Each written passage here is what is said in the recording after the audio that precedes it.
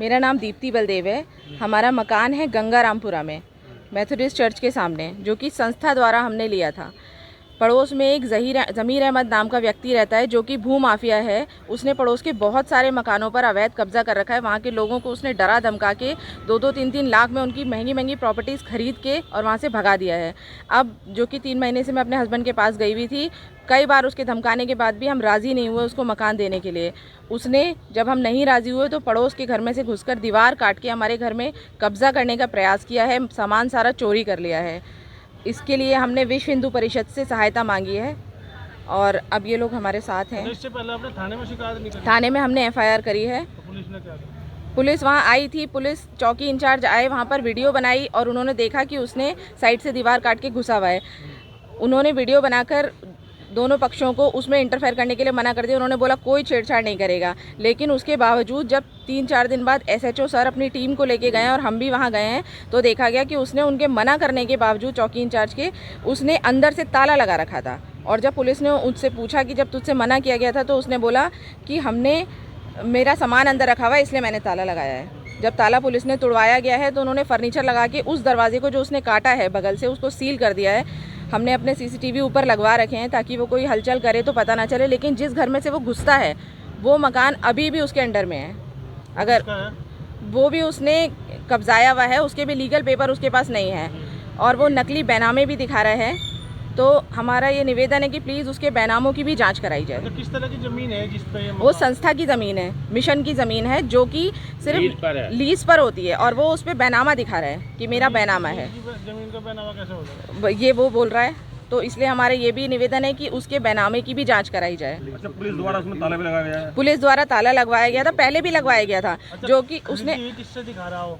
वो कह रहा है मैंने मिशन से खरीदी है और वो 1400 गज का बैनामा दिखा रहा है, जिसमें वो एक ऐसा क्लॉज दिखा रहा है कि मैं आसपास की सारी ज़मीन घेर सकता हूँ, मुझे कोई नहीं रोक सकता। तो आपके पास क्या है? अलॉटमेंट का कोई कागज है? उसने अंदर से सारे ना सिर्फ दस्तावेज चुराए। आपके पास क्या है? हमने स्टैंप पे खरीदी थी क्योंकि वो बैनामा तो हो ही नहीं सकता मिशन की ज़मीन का। हम क्रिश्चियन हैं, इसलिए हमें मिशन ने दी थी। जी, मैं ये ज्ञापन दिया है DM साहब को, क्या मामला है? एक जहीर अहमद करीम होटल के मालिक ने क्रिश्चियन परिवार के मकान पर कब्जा कर लिया है, जबकि वो ज़मीन चर्च की है और उसे बेचा नहीं जा सकता, लीज पर मिली है, सरकारी ज़मीन है। इस क्रिश्चियन परिवार ने हमसे संपर्क साधा कि हमें सहायता करी जाए, हम बहुत पीड़ित हैं। इनका 9 साल के बच्चे के साथ ये दर दर भटक रहे हैं और वो इनको धमका रहा है, ज़बरदस्ती बैनामा लेना चाह रहा है, ये उसको देने के लिए तैयार नहीं है। हमारा ये कहना है कि अब जो लैंड जिहाद से पीड़ित केवल हिंदू ही नहीं है, अल्पसंख्यक परिवार भी इससे पीड़ित हैं। ये क्रिश्चियन परिवार भी उनसे पीड़ित है। इनका जो अब नया मिशन चला है लैंड जिहाद का, उसमें वो सफल होता दिखाई दे रहा है।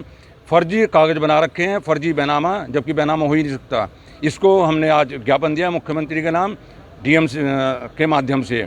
तो इसमें कार्यवाही के लिए हमने इनको दिया है और ज़रूरत पड़ी तो हम मुख्यमंत्री से भी समय लेंगे इस बारे में मिलने के लिए। ये जमीर अहमद किस तरह का व्यक्ति है? ये भूमाफिया है, इसने वहाँ कई हज़ार गज ज़मीन कब्जा रखी है। हमारा ये कहना है इसकी पूरी तरह जांच होनी चाहिए। इसने करोड़ों रुपए की ज़मीन कब्जा रखी है, बारीकी से जांच होगी तो सब फ्रॉड मिलेगा इसके ऊपर। लैंड जिहाद का नाम जिक्र किया है, तो क्या है लैंड जिहाद? किसी भी ज़मीन पर कब्जा करना, फर्जी कागज़ बनाना और दिशा भ्रमित करना प्रशासन के अधिकारियों को। हमने उनसे कागज़ मांगे तो कोई कागज़ नहीं दिया, जो भी कागज़ दिया वो बिल्कुल दिखाई दे रहा है फ्रॉड है। मैंने जैसे कि पहले बताया, चर्च की ज़मीन को जो लीज पर मिली होती है कभी बेचा ही नहीं जा सकता, लेकिन उसने बैनामा दिखा रहा है वो।